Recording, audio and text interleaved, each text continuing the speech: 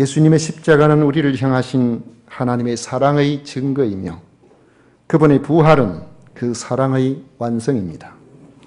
부활을 통해서 주님의 대속의 죽으심이 우리 구원의 완벽한 효력이 있음을 주님께서 친히 다시 살아나심으로 확인시켜 주신 것입니다. 이런 점에서 예수 그리스도의 부활은 십자가와 함께 우리가 믿는 복음의 핵심입니다. 예수님은 부활하심으로 어느 누구도 해결할 수 없었던 인류의 영국 과제인 사망을 단번에 해결하셨습니다. 예수님의 부활은 죽음과 함께 모든 소망을 덮어버렸던 이 세상에 죽음을 넘어서는 소망의 생기를 불어넣어 주신 것입니다. 주님께서 부활하신 그날 저녁 때에 도마를 제외한 10명의 제자들은 마가 요한의 다락방에 모여 있었습니다. 그들은 이미 예수님께서 다시 살아나셨다는 소식을 들었습니다. 그래서 함께 모여들었지만은 마치 꿈을 꾸고 있는 듯이 아직도 그 사실을 온전히 받아들이지를 못하고 있었습니다. 그들에게는 부활하신 예수님에 대한 믿음보다 그들을 잡아서 예수님처럼 죽일 수 있는 유대인들이 더 두려웠습니다. 대제사장 무리들이 마음만 먹으면 얼마든지 잡아갈 수 있음에도 빗장을 걸고 당장의 상황을 모면이라도 하려는 듯이 두려움으로 떨며 문을 닫아 걸고 있었던 겁니다. 그런데 바로 그곳에 부활하신 예수님께서 나타나셨습니다. 그들 가운데 나타나셔서 두려워하고 있는 제자들에게 말씀하셨습니다. 너희에게 평강이 있을지어다. 그들 가운데 갑자기 한가운데 서 계신 부활하신 예수님을 보고 제자들은 얼마나 놀랐겠습니까? 물론 제자들이 놀랐던 것은 문을 닫았는데 예수님께서 어떻게 들어오셨는가 하는 것보다는 더 극적인 이유가 있습니다. 제자들은 예수님께서 십자가의 고통 중에 달려 숨지시는 것을 분명히 보았기 때문입니다. 그런 예수님께서, 죽으신 예수님께서, 돌무덤에 안치되신 그 예수님께서 처절하게 이 땅의 모든 희망들이 다 사라진 것 같이 그 십자가에서 죽으신 예수님께서 다시 살아나셔서 자기들 앞에 서 계신다는 사실이 얼마나 놀라운 일이었겠습니까? 우리는 여기에서 부활의 몸과 육신의 몸이 어떻게 다른가를 조금 알 수가 있습니다. 주님은 지금까지 육체의 몸을 입고 제자들과 3년 6개월 동안 함께 계셨습니다.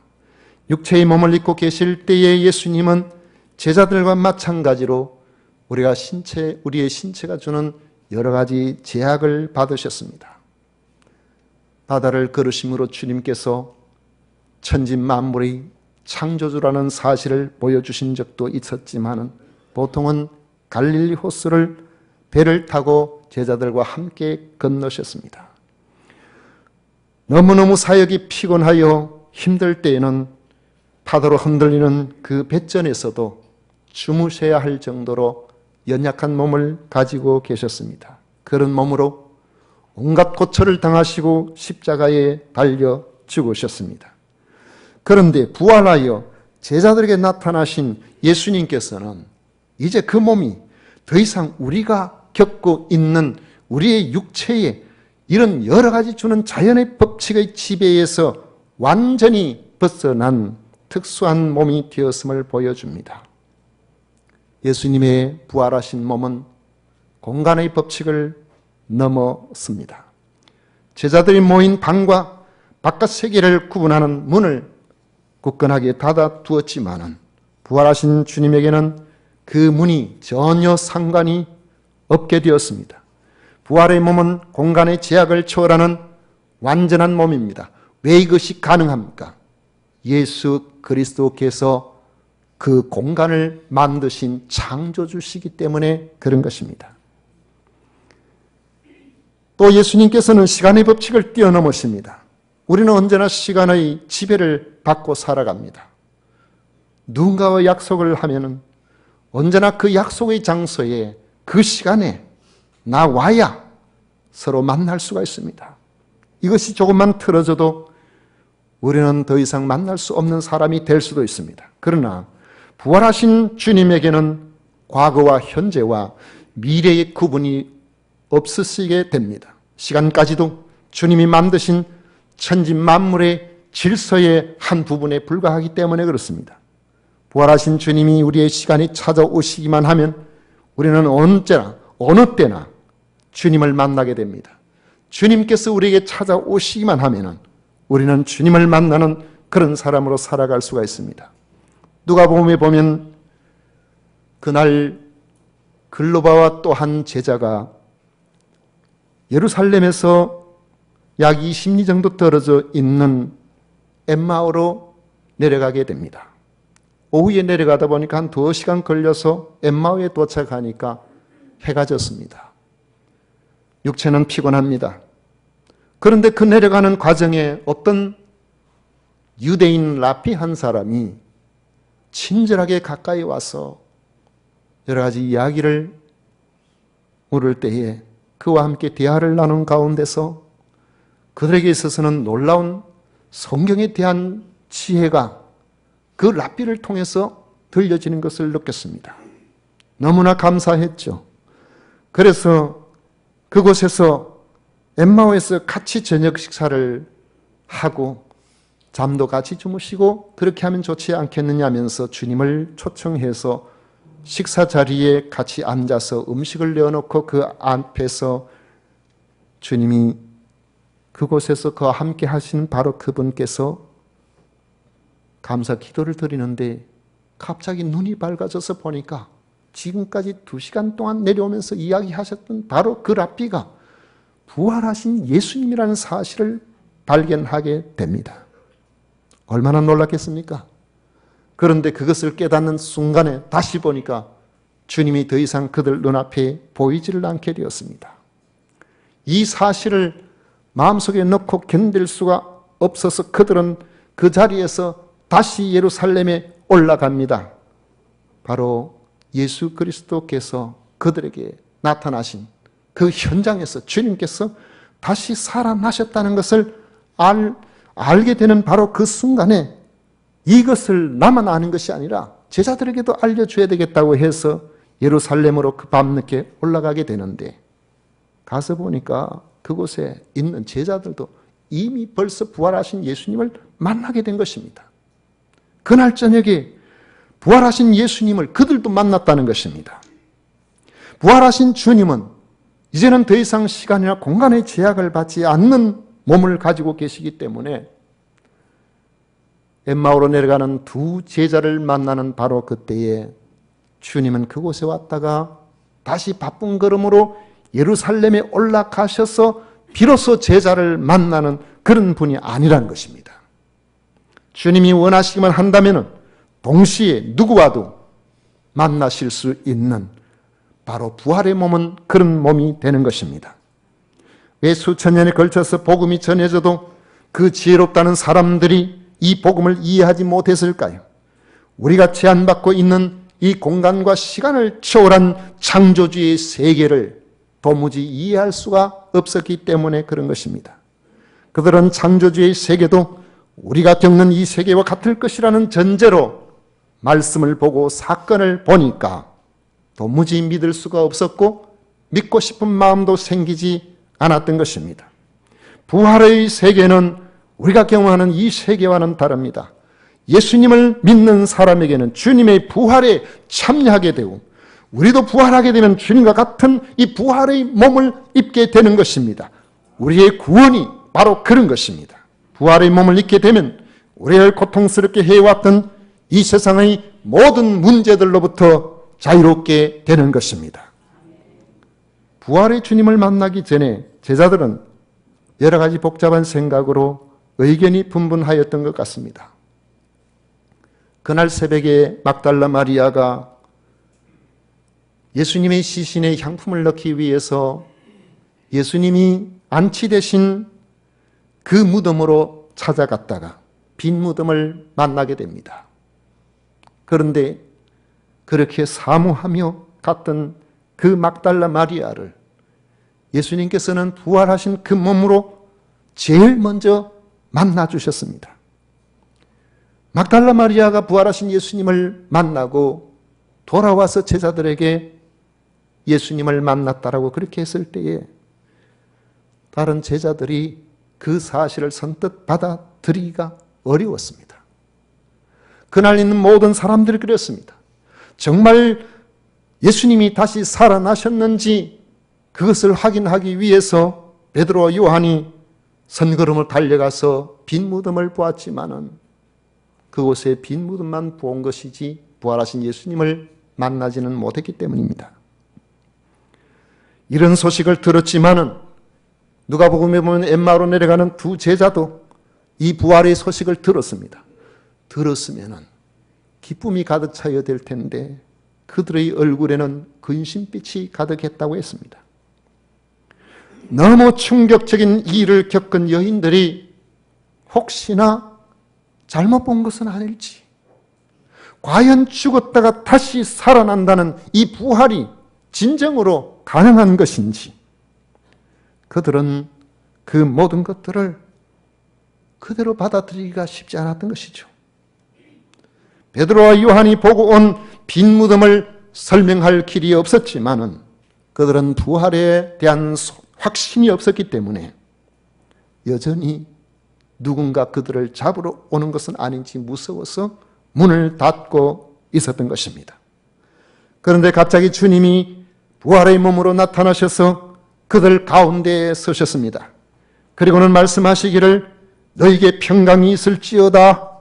그렇게 말씀하시니까 입이 열려지질 않았어요. 그 반가운, 그 놀라운 환경에 충격을 받은 제자들은 그냥 그 자리에 얼어붙은 듯이 서 있었던 겁니다. 그러자 예수님께서 자신이 십자가에 못 박혀 죽임을 당하신 바로 그분이라는 사실을 손의 못자국을 보여주시면서 옆구리에 창자국을 보여주시면서 확인을 시켜주시기까지 했습니다. 그제야 비로소 제자들은 그분이 바로 죽으셨던 예수님, 다시 살아나신 예수님이라는 사실을 알아보고 기뻐했습니다. 바로 그 자리, 예수님이 오시기 전과 예수님이 오시고 난 이후에 그 자리는 얼마나 달라졌을까요? 한 가지 분명한 것은 예수님이 오시기 전에는 그 자리가 두려움의 자리였습니다. 그러나 예수님이 그 자리에 오시자 주님께서 말씀하신 대로 두려움이 사라졌습니다. 평강이 가득했습니다. 기쁨이 넘치게 되었습니다. 주님이 계시고 안 계시고와 그렇게 큰 차이가 있는 것입니다. 지금도 우리 가운데 주님이 계신 사람과 그렇지 않은 사람은 이런 차이가 있습니다. 같은 상황이라도 주님이 함께 하심을 알지 못하는 사람은 두려움 가운데 살지만은 나와 함께 주님이 계신다는 사실을 아는 사람은 평강과 기쁨으로 살 수가 있는 것입니다. 주님은 십자가를 지시기 얼마 전에 두세 사람이 내 이름으로 모인 곳에는 나도 그들 중에 있느니라고 말씀하셨습니다. 그 말씀처럼 창조주이신 예수 그리스도께서 우리의 죄 문제를 해결하신 이후에 부활의 몸으로 주님을 사랑하는 제자들이 모인 바로 그곳에 나타나셔서 함께 계시면서 평강을 선포하셨다는 점을 주목하십시오. 주님은 우리에게 평강을 원하십니다. 주님은 우리 눈에 보이든 보이지 않든 시공간을 초월하신 분이시기 때문에 약속하신 대로 우리와 함께 하겠다고 말씀하신 대로 믿음의 눈으로 보면 우리와 함께 하시는 것을 알게 되고 믿음으로 받아들이게 되면은 우리가 가지고 있는 온갖 두려움에서 자유를 얻게 되는 것입니다. 주님이 부활의 몸을 보이기 전에는 제자들과 함께 하지 아니하셨겠습니까? 여전히 주님께서는 제자들과 함께 하셨습니다. 주님은 제자들을 다 알고 계셨지만은 제자들이 모르고 있었기 때문에 두려웠던 것이죠. 엠마오로 내려가던 두 제자가 그들이 2시간에 걸려서 예수님과 함께 있었지만은 그들의 눈이 열려지기 전에는 주님이 그들과 함께 하는 줄 몰랐습니다. 그들의 눈에는 근심빛이 가득했습니다. 주님께서 그들의 눈을 열어 주셨을 때에 비로소 그분이 예수님이라는 사실을 알게 된 것이죠. 그들에겐 벅찬 가슴으로 피곤한 육체지만은 그 피곤이 그들을 그 자리에, 그 현장에 상식적인 그들의 계획 속에 머물러 있게 못하고 그들은 그 자리를 박차고 예루살렘으로 다시 올라갈 수밖에 없도록 만들어 놓은 것입니다. 무엇이 그렇습니까?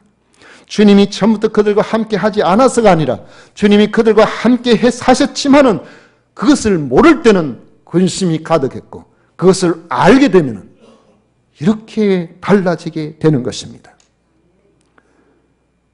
주님이 우리와 함께 하심, 이것은 약속입니다. 주님은 우리와 함께 하겠다고 분명히 말씀을 하셨습니다. 이 약속을 오늘 우리 모두가 마음속에 분명하게 아멘으로 받아들이시기를 축원합니다.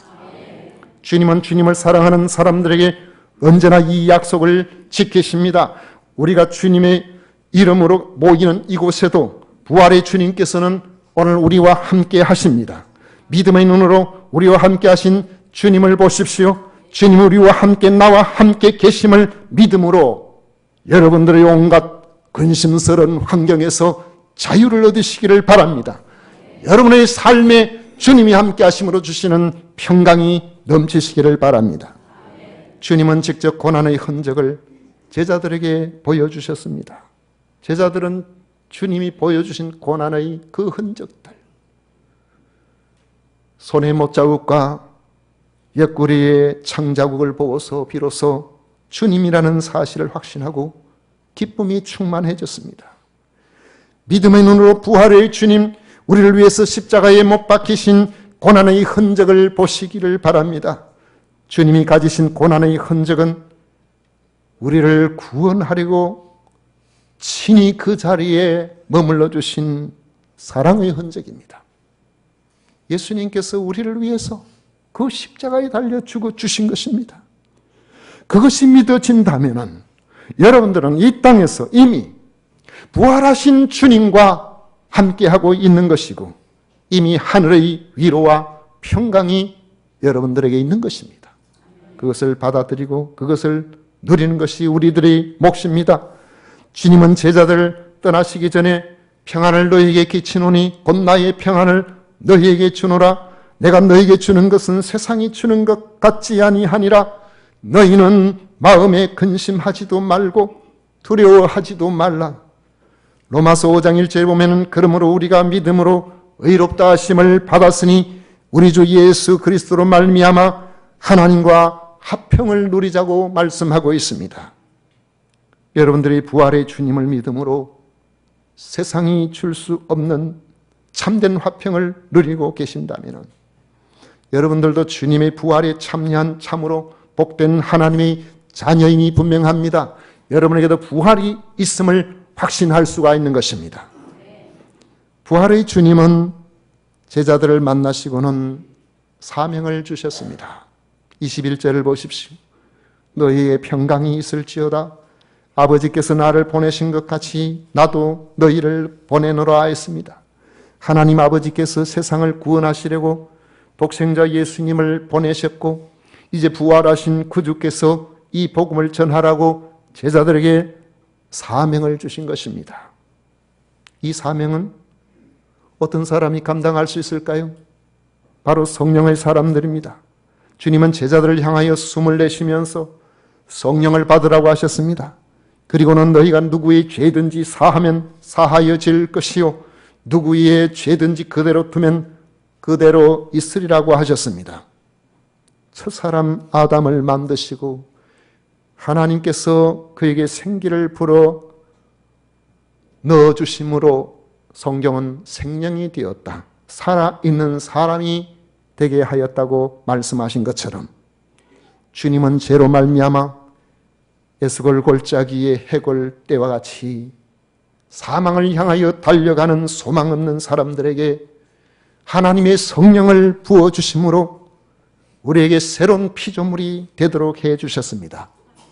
그래서 부활하신 예수님을 믿는 자는 성령의 사람이 되어서 예수님의 부활을 전함으로 세상을 살게 되는 이 사명을 감당하게 되는 것입니다. 생각해 보십시오. 그날 부활하신 예수님을 만난 사람들이 누군가를 만났을 때에 그들은 아무 말도 하지 아니하고 가만히 있었겠습니까? 그들은 입을 다물고 가만히 있지를 못했습니다. 그건 상상할 수가 없어요. 입을 다물고 가만히 있는 것은 부활하신 예수님을 만난 사람들에게는 어느 누구도 그렇게 되지를 않습니다. 보는 사람마다, 만나는 사람마다 예수께서 다시 살아나셨다. 주님께서 다시 살아나셨다. 만나는 사람마다 부활하신 예수님을 만났다고 간증하고 있는 것입니다. 그날 그 자리에 도마가 없었어요. 다른 제자들이 나중에 온 도마에게 첫 마디가 우리가 주를 보았노라. 우리가 주를 만났다. 부활하신 주님을 만났다라고 그렇게 했던 것입니다. 엠마오로 내려가던 두 제자가 다시 예루살렘에 올라와서 내려갔는데 벌써 해가 졌잖아요. 그런데 부활하신 주님을 만나니까 거기서 밥 먹고 편안하게 발 씻고 숙소에서 쉴 수가 없었어요. 그들은 모든 계획을 수정하고 예루살렘으로 다시 올라왔습니다. 내려가는 것보다 올라가는 게 얼마나 더 힘듭니까? 그런데 그것을 힘들다 하지 않고 그들이 올라온 것은 그곳에 있는 제자들에게 우리가 부활하신 주님을 만났다. 그것 전하기 위해서 올라간 것입니다. 그렇게 올라가서 우리가 부활하신 예수님을 만났다고 입을 열려고 하는데 제자들이 먼저 이야기해요. 주께서 과연 살아나시고 시몬에게 보이셨다. 우리에게 나타나셨다. 우리가 만났다. 그렇게 이야기하게 된 것입니다. 선수를 빼앗겼어요. 그래서 그들도 누가복음에 보면 길에서 된 일과 예수께서 음식을 떼실 때에 자기들에게 나타나셨다는 그것을 자세하게 말했습니다. 성령의 사람의 특징입니다. 성령의 사람은 예수님에 대한 이야기를 합니다. 성령의 사람은 예수님께서 날 위해서 죽으셨다는 그 십자가의 의미를 전합니다. 성령의 사람은 예수님께서 나를 위해서 다시 살아나셨다는 그 사실을 전하고 싶어 합니다. 이건 제가 개인적인 체험이어서 말씀드리기가 좀 그렇긴 합니다만은 신학을 시작하기 전에 많은 고민들이 있어서 과연 하나님께서 원하시는 이 길을 가야 되는가 말아야 되는가 여러 가지 증거가 필요해서 그때에 오살리 순복음 기도원에 한 일주일 금식한다고 갔던 적이 있었습니다. 근데 기도한다고 있으면 배가 고프니까 아무 생각도 안 나고 그냥 거의 일주일을 거의 보내다시피 했었는데 마지막 날이었어요. 마지막 날 다음 날 자고 내려와야 되는데 누군가가 옆에 한 사람이 그때 밤이 한 10시나 됐는가 11시가 됐는가 모르겠습니다만은 웬 한 사람이 와서 남자분이 숙소에 이제 한 3, 40명이 같이 이렇게 자는 곳인데 줄로 쭉 이렇게 자는 곳인데